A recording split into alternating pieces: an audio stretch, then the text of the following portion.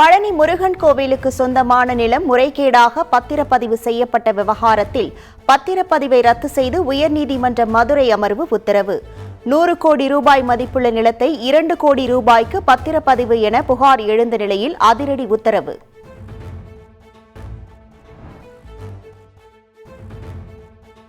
தமிழ்நாட்டில் இருதுருவ அரசியலை நிலைநாட்டும் முனைப்பில் தாவேக உள்ளதாக விசிக தலைவர் திருமாவளவன் பேட்டி.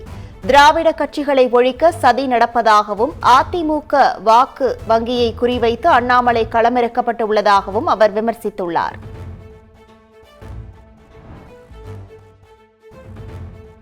தமிழ்நாடு ரியல் எஸ்டேட் ஒழுங்குமுறை ஆணையத்தின் புதிய தலைவராக ஓய்வு பெற்ற IAS அதிகாரி பனீந்திர ரெட்டி நியமிக்கப்பட்டுள்ளார். பனீந்திர ரெட்டியுடன் நீதிபதி A. நசீர் மற்றும் ரீட்டா ஹரீஷ் தாகூர் ஆகியோரை உறுப்பினர்களாக நியமித்து அரசாணை வெளியிட்டுள்ளது. சென்னையில் கடந்த 2 நாட்களாக குறைந்து வந்த ஆபரண தங்கத்தின் விலை இன்று சவரனுக்கு 240 ரூபாய் அதிகரித்துள்ளது. 1 கிராம் 13,180 ரூபாய்க்கும், 1 சவரன் ஆபரண தங்கம் 1,05,440 ரூபாய்க்கும் விற்பனை செய்யப்படுகிறது.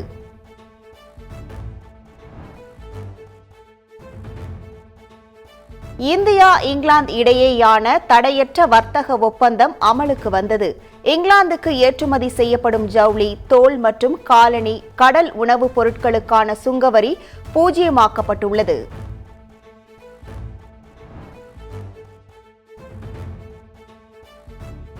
இங்கிலாந்துடனான தடையற்ற வர்த்தக ஒப்பந்தம் விவசாயிகள், தொழில் முனைவோர் மற்றும் MSME நிறுவனங்களுக்கு புதிய உத்வேகத்தை அளிக்கும் என பிரதமர் மோடி நம்பிக்கை.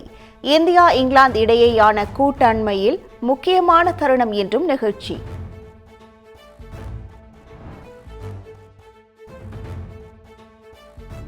நாடு முழுவதும் இந்த ஆண்டு MBBS படிப்பில் 1,36,939 இடங்கள் நிரப்பப்பட உள்ளதாக தேசிய மருத்துவ ஆணையம் அறிவிப்பு.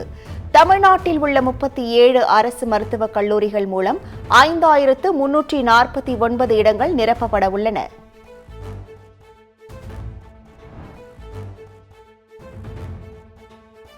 மருத்துவ படிப்புகளில் அரசு பள்ளி மாணவர்களுக்கான 7.5% உள் இடஒதுக்கீட்டை மேலும் அதிகரிக்க தமிழ்நாடு அரசு திட்டம்.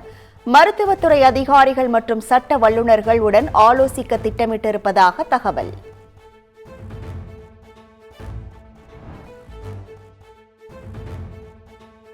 ரத்தான நீட் தேர்வுக்கான கட்டணத்தை திரும்பப் பெற இதுவரை 11,46,000 பேர் வங்கி விவரங்களை சமர்ப்பித்துள்ளனர். வரும் 31ஆம் தேதி வரை விவரங்களை சமர்ப்பிக்கலாம் என தேசிய தேர்வு முகமை அறிவித்துள்ளது.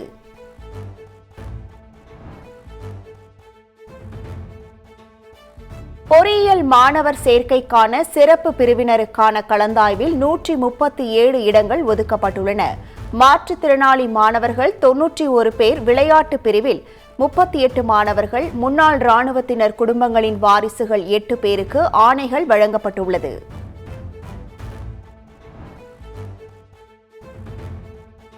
மறைந்த முன்னாள் முதலமைச்சர் காமராஜரின் 124வது பிறந்தநாள் விழா. சென்னை பல்லவன் இல்லத்தில் உள்ள காமராஜரின் சிலைக்கு முதலமைச்சர் விஜய் மலர் தூவி மரியாதை செலுத்தினார். காமராஜர் அவர்களின் 124வது பிறந்த நாளில் அவரின் திருவுருவ படத்திற்கு மலர் தூவி மரியாதை செய்ய இருக்கிறார்கள் நமது மாண்புமிகு தமிழ்நாடு முதலமைச்சர் அவர்கள். இவ்விழாவிற்கு வருகை புரிந்திருக்கும் மாண்புமிகு தமிழ்நாடு முதலமைச்சர் அவர்களை பேரன்போடு வருக வருக என வரவேற்கிறோம்.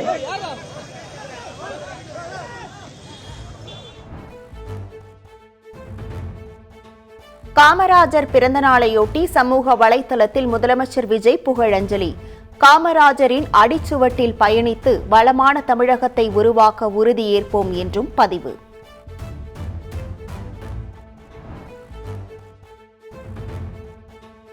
தலைமை செயலகத்தில் முதலமைச்சர் விஜயுடன் கேரள மாநிலத்தின் உள்துறை அமைச்சர் ரமேஷ் சென்னிதலா சந்திப்பு. தென்னிந்திய மாநிலங்கள் இணைந்து போதைப்பொருள் களை தடுக்கும் டூஃபான் திட்டம் குறித்து இருவரும் ஆலோசனை நடத்தினர்.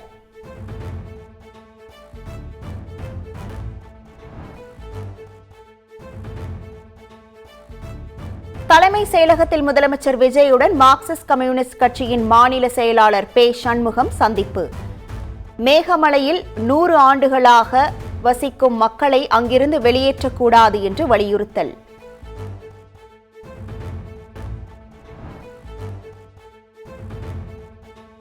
நெடுஞ்சாலைத்துறை டெண்டர் ஒதுக்கீட்டில் 3 கோடி ரூபாய்க்கும் மேல் முறைகேடு நடந்த புகாரில் லஞ்ச ஒழிப்புத்துறை விசாரணைக்கு முன்னாள் அமைச்சர் ஏவா வேலு ஆஜர். கடந்த மாதம் 25ஆம் தேதி ஏவா வேலு தொடர்புடைய இடங்களில் சோதனை நடைபெற்ற நிலையில் விசாரணைக்கு ஆஜராகியுள்ளார்.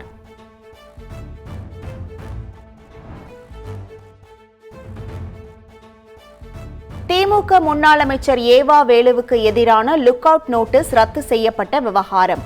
உயர்நீதிமன்ற உத்தரவை எதிர்த்து தமிழக அரசு தொடர்ந்த மேல்முறையீட்டு மனுவை தள்ளுபடி செய்து உச்சநீதிமன்றம் உத்தரவு.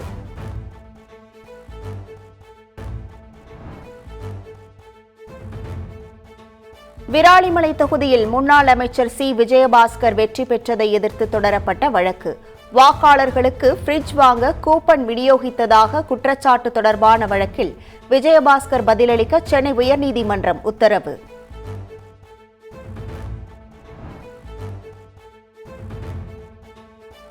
சமூக நீதித்துறையின் கீழ் செயல்படும் மாணவர் விடுதிகளில் வழங்கப்படும் உணவுகளை புகைப்படம் எடுத்து அனுப்ப உத்தரவு. தரமற்ற உணவுகள் வழங்கப்படுவதாக புகார் எழுந்த நிலையில் நாள்தோறும் 3 வேளையும் உணவை புகைப்படம் எடுத்து வாட்ஸ்அப் குழுவில் பதிவேற்ற அறிவுறுத்தல்.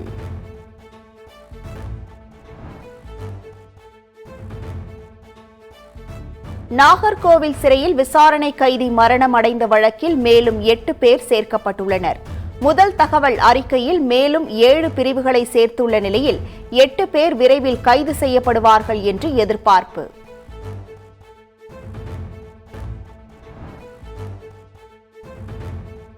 விருதுநகர் மாவட்டம் காரியப்பட்டி அருகே நிச்சயதார்த்தம் முடிந்து திருமணத்திற்கு மறுத்த பெண்ணை சரமாரியாக வெட்டிய இளைஞர். தடுக்க வந்த பெண்ணின் தாயாரையும் வெட்டி கொன்ற கொடூரம்.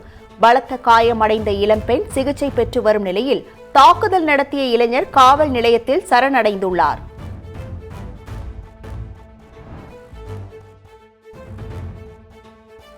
சிவகங்கையில் ஆதி திராவிடர் நலப்பள்ளியில் 12ஆம் வகுப்பு படித்து வரும் மாணவனுக்கு கத்திக்குத்து. முன் விரோதத்தால் சக மாணவன் கத்தியால் குத்திய நிலையில் சம்பவம் குறித்து பள்ளிக்கு சென்று போலீஸ் விசாரணை.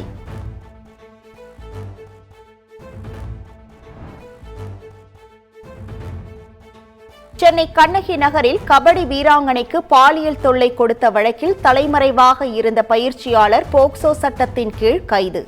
17 வயது வீராங்கனை போல வேறு யாராவது பாதிக்கப்பட்டுள்ளார்களா என்று போலீசார் தீவிர விசாரணை.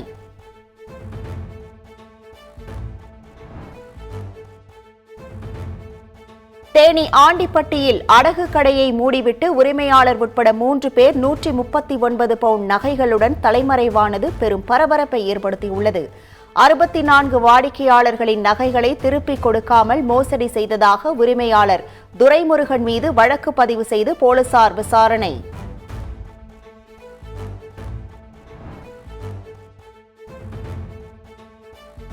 நெல்லையில் காமராஜர் பிறந்தநாள் விழாவில் உறுதிமொழி ஏற்கும்போது காங்கிரஸ் முன்னாள் மாவட்ட தலைவர்கள் இடையே மோதல்.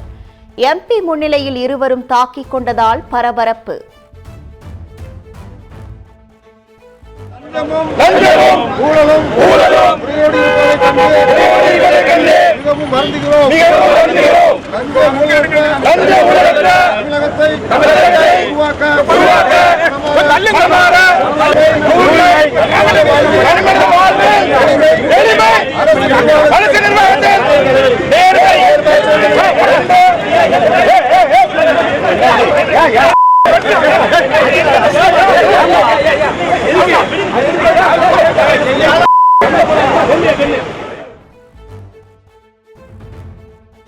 அம்ரித் பாரத் திட்டத்தின் கீழ் மேம்படுத்தப்பட்ட 75 ரயில் நிலையங்களை பிரதமர் மோடி நாளை மறுதினம் திறந்து வைக்கிறார். தமிழகத்தின் சின்ன சேலம், குன்னூர், சென்னை பூங்கா உள்ளிட்ட நவீன வசதிகளுடன் கூடிய ரயில் நிலையங்கள் பொதுமக்களின் பயன்பாட்டிற்கு வரவுள்ளன.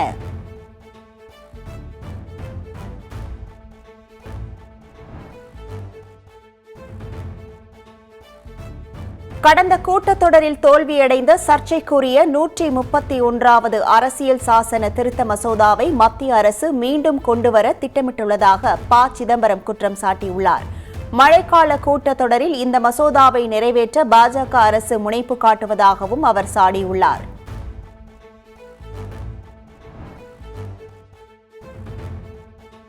நீட் வினாத்தாள் கசிவு விவகாரத்தில் மத்திய கல்வி அமைச்சர் தர்மேந்திர பிரதான் பதவி விலக கோரி சமூக ஆர்வலர் சோனம் வாங்சுக் டெல்லி ஜந்தர் மந்தரில் 18வது நாளாக உண்ணாவிரத போராட்டத்தை தொடர்ந்து வருகிறார். சோனம் வாங்சுக்கின் உடல்நிலை மிகவும் மோசமடைந்துள்ள நிலையில் மனதளவில் வலிமையாக இருப்பதாக அவர் கூறியுள்ளார்.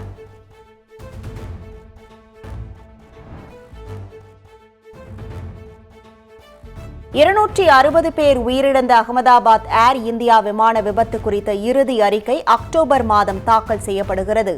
6 வாரங்களில் விசாரணை நிறைவு பெறும் என்று உச்சநீதிமன்றத்தில் மத்திய அரசு உறுதியளித்துள்ளது.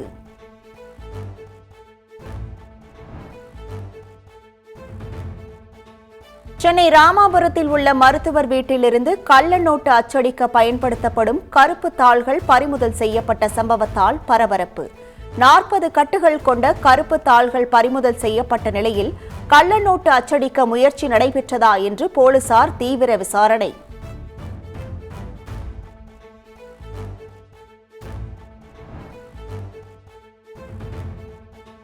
செங்கல்பட்டு மாவட்டத்தில் உள்ள அரசினர் பாதுகாப்பு இல்லத்திலிருந்து தப்பிய மேலும் ஒரு சிறுவன் கைது.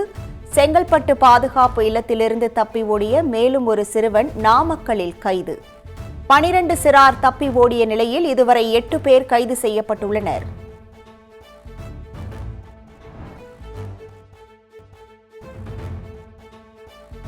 உலகக்கோப்பை கால்பந்து தொடரின் 2வது அரையிறுதிப் போட்டியில் இங்கிலாந்து மற்றும் அர்ஜென்டினா அணிகள் இன்று நள்ளிரவு பலப்பரீட்சை. பரம எதிரிகளான இரு அணிகளும் மோதிக்கொள்ளும் போட்டியில் வெற்றி பெற்று இறுதிப் போட்டிக்கு முன்னேறப்போவது யார் என்ற எதிர்பார்ப்பு அதிகரித்துள்ளது.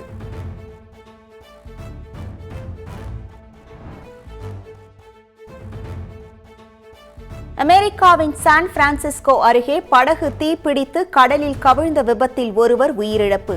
16 பேர் மீட்கப்பட்ட நிலையில் கடலில் மாயமான 2 பேரை தேடும் பணி தீவிரம்.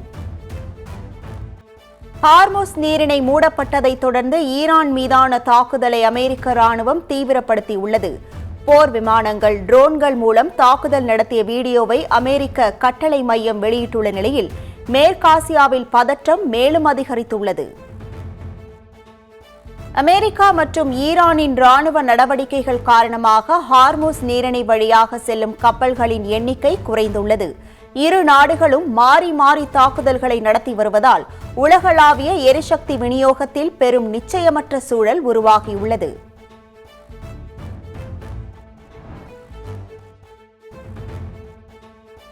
சர்வதேச சந்தையில் கச்சா எண்ணெய் விலை கடந்த 3 நாட்களில் 14% அதிகரித்துள்ளது. அமெரிக்கா ஈரான் போரால் ஒரு பேரல் பிரெண்ட் கச்சா எண்ணெய் விலை $86 உயர்ந்துள்ளது.